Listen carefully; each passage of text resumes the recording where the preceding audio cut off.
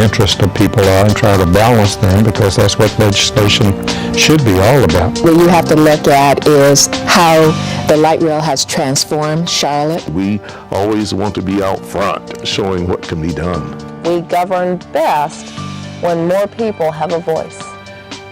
Thank you for watching the show. You be encouraged.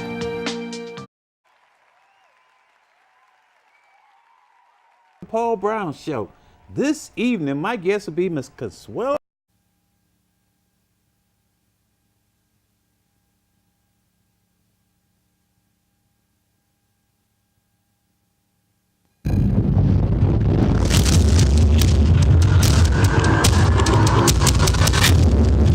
Find out what the interests of people are and try to balance them, because that's what legislation should be all about. What you have to look at is how the light rail has transformed Charlotte. We always want to be out front, showing what can be done. We govern best when more people have a voice. Thank you for watching the show. You be encouraged. Good evening, ladies and gentlemen. Welcome to another exciting episode of the Paul Brown Show. This evening, my guest will be Miss Consuela Hall. How you doing there, Miss Hall? I'm well, Paul. Thank you so much for having me on the show. Thank you for coming on the show. Tell the audience a little bit about yourself. Pretty much, I am actually from Childersburg, Alabama, 30 miles east of Birmingham. Oh, okay. I relocated from Atlanta, Georgia, and so I have been here in Charlotte probably for about 5 years now. And so I'm pretty much an entrepreneur. I have one son who is actually able to join me tonight. So I'm so excited just to actually have him, and his name is Caleb. So that's pretty much kind of about me, kind of started some entrepreneurial pursuits, and that's pretty much kind of my business background as well. Well, welcome you and your son Caleb to the show. Thank you. In 2012, you had the courage to do the unthinkable. Share with us what you did and why.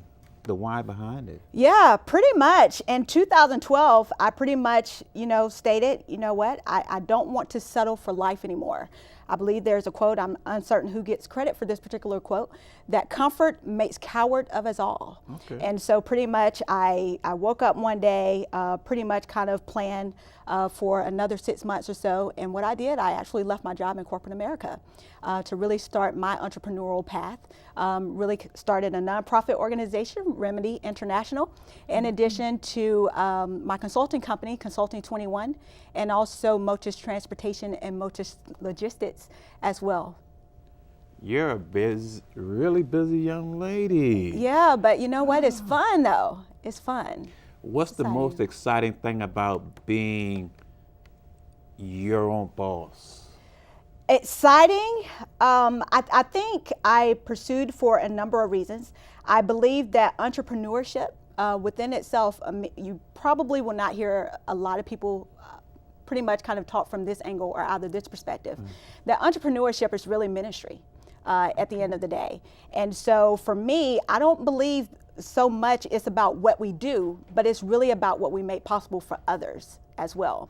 And so for me, it's not necessarily, being the boss, and because that has its own challenges, and being your own boss or being the owner of a company, of course you have your own personal headaches and things of that nature. But at the end of the day, it's really worthwhile just because you actually get to create change. You really get to pretty much kind of disrupt or either challenge the status quo for something much greater, or either to do something better, or either something differently. And for me, it has really kind of afforded me the opportunity to really be able to disrupt an old industry as well. Okay. I know for a lot of people, that fear of leaving that 9-to-5 job and to actually start your own business, that's one of our biggest issues. Absolutely. What advice would you give us? I say at some point, you're going to have to move past the comfort zone. Do it scared, and it's perfectly okay. For me, and one of the things that really kind of inspired my personal pursuit is that, I really kind of had the educational backing. Pretty much, I think from an entrepreneurship perspective, I get a lot of kickback because a lot of entrepreneurs say that you don't need all the education and you're just throwing your money away and things of that nature. But for me, it's been great to know that I always have a cushion to fall back on. So for me, of course, definitely planning. and also just having that strategy, I think, kind of in place, and really kind of that financial preparation that's really needed in order for you to kind of pursue your dreams, your goals. And for me, as well, I really kind of want to encourage people that, I believe that corporate America, although they are definitely great and some great corporations, and I've really been fortunate enough to really work up under a dynamic organization in which I was able to really kind of hone my skills, really build, my social and also human capital, really kind of cultivate my skill sets, things of that nature.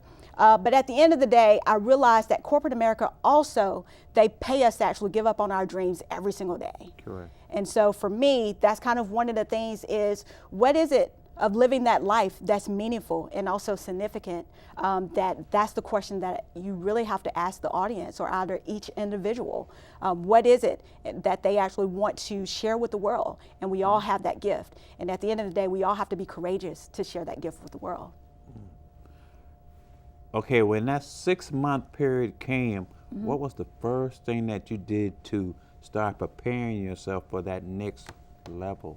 Yeah, I think for me, really just making certain that things were kind of in order, just really having that financial cushion. Okay. I think a lot of times, or oftentimes, you hear people say, hey, go after your passions. Correct.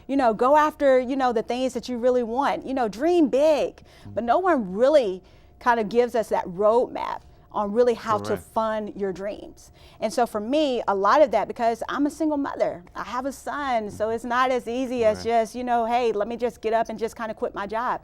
I do not advise that to anyone. I believe that there really has to be financial preparation. I believe that you really have to have a strategy at the very beginning. I believe when I was actually in corporate and I was working with that dynamic organization, in which I'm really humbled and I'm really grateful for the opportunity to really kind of be able to build my skill set and things of that nature. But at the end of the day, I was working an exit strategy. So that means from the time I stepped in the door, I pretty much had an exit strategy. I had a 12-year plan to say, you know what? I'm going to get as much as I possibly can. I'm going to glean from my leadership and also the executives and things of that nature, and also my colleagues, so that it really put me in a position to really be able to execute that strategy, that exit strategy as well. And so I was very strategic about the positions that I would really kind of apply for, all the promotions that were really kind of afforded me. I pretty much kind of scoped out all the leaders that I really knew that I can really kind of get a good grasp and really kind of learn from as well. And so for me, that was really kind of that exit strategy. And then in addition to that, really kind of having that cushion, that financial cushion.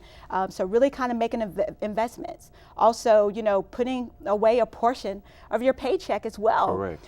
So that you're not living from paycheck to paycheck. So for me, it wasn't just more of, let me just quit my job. No, I was working a strategy for 12 years.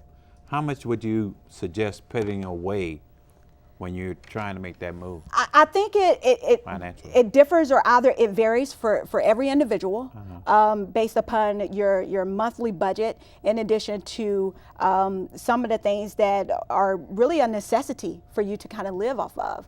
And so I think, of course, paycheck and financially and what your income is, honestly, that's going to vary.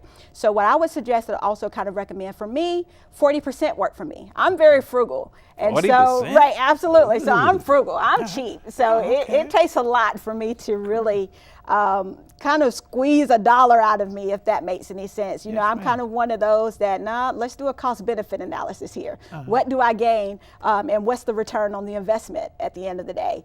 But I would really kind of recommend possibly just kind of, your 401k investments, and also just kind of speaking with a financial advisor. That really kind of assisted me, I think, kind of in my pursuit as well. Can you share briefly about your philanthropy work? Tell us more about Remedy International. Yeah, that's exciting. Correct. For me, Paul, I'll be honest with you. I never wanted any type of work or any type of philanthropy work for me to be considered, or I didn't want people to feel like this was just another project. Okay. And so for me, this particular project, or either this nonprofit, was really kind of birthed kind of in a moment when my life was very chaotic, when I was in the midst of actually losing everything in my life, and really found myself just kind of sleeping in the car.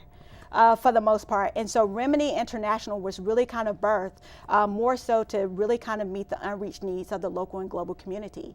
And so really we kind of focus pretty much on education, providing scholarships, economic development, emergency response for things that may possibly kind of come up. And sometimes, and I'll be honest with you, I can really kind of identify because sometimes life hits and sometimes life just hits fast. And so you don't necessarily have the tools or either you can't necessarily kind of respond the way that you would. And so that's why it's really great to really kind of be proactive, I think, kind of on that front end. And so a lot of the work that we really do is really about the individual. It's a block by block approach. And so it's really tackling, I think, kind of the individual to family and then community. And so, you know, for me, my main goal is always how can we contribute to human flourishing? Correct. And so a lot of what we really do at the end of the day is to make certain that we transform the minds of individuals so that they can also kind of in return trying to kind of transform their communities as well. What does Consuela get out of helping people the way you do? That's the pulse. I think that's the pulse of all of my work. Like I stated, I believe entrepreneurship isn't so much about what we do, but what it's really about what we create and also what we make possible for others. And so for me, I really get a gratification just really seeing, you know, an individual just kind of going through the transitions of life, or either just needing help and just realizing that there's hope and fueling that hope so that individuals realize that, hey, this is just a hurdle. That, hey, you know, I can actually kind of get over the hump. This isn't necessarily like, yes, this happened, but it doesn't necessarily mean that I have to remain stuck kind of in this spot or either in this place. And so for me, that's kind of the gratification that I really kind of get out of my work. It's really through the professional development courses, really kind of the leadership piece and, you know, how to manage your budget, you know, how to financially kind of prepare, how to have those emergency funds kind of in place, things that really kind of hit me in which, you know, I wasn't necessarily kind of prepared kind of for life, if that makes any sense, and when it decides to hit.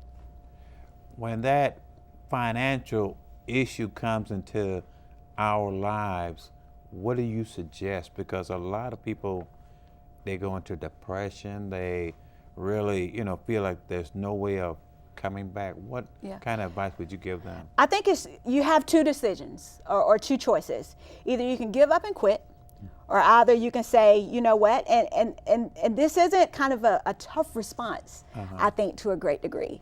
Or you can just kind of take ownership, see things for what they really are, really kind of embrace, I pretty much think where you are as well, and then how can I really start to take steps to really help me to kind of get out of the struggle, or either to help me to overcome these obstacles or either these barriers that I've actually been confronted with.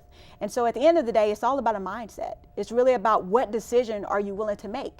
Because one of the things that I've learned, even kind of with the nonprofit work and things of that nature, I don't care how much we may possibly want to help an individual, but not until that individual makes up in their mind to say, you know what, I want to be better. I want more out of life. I want to give more to others as a result of me actually making a conscious, deliberate decision to say that, you know what, I want to give more. I want to actually get over the hump. I want to get over the hurdles and things of that nature. And so at the end of the day, it's really about what choice are you willing to make to help you actually get over the hump. And once you get to that place in which you're actually able to and ready to confront, I think, what's in front of you, it's not until, I think for the most part, it's not until you will actually be able to get over the hump.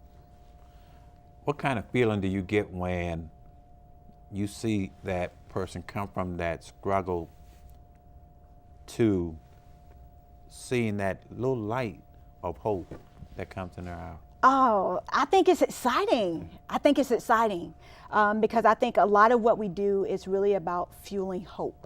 At the end of the day, I don't think anyone ever gets to that place in which, at the end of the day, like people feel as if like I made it. I don't think we will ever get to that place, or at least I don't feel like I've ever gotten to that place, to be quite honest with you. But for me, I think that's the gratification and not that I have to take ownership of it or kind of applaud myself, or like I said, at the end of the day, it's about individuals getting to a place where they make the country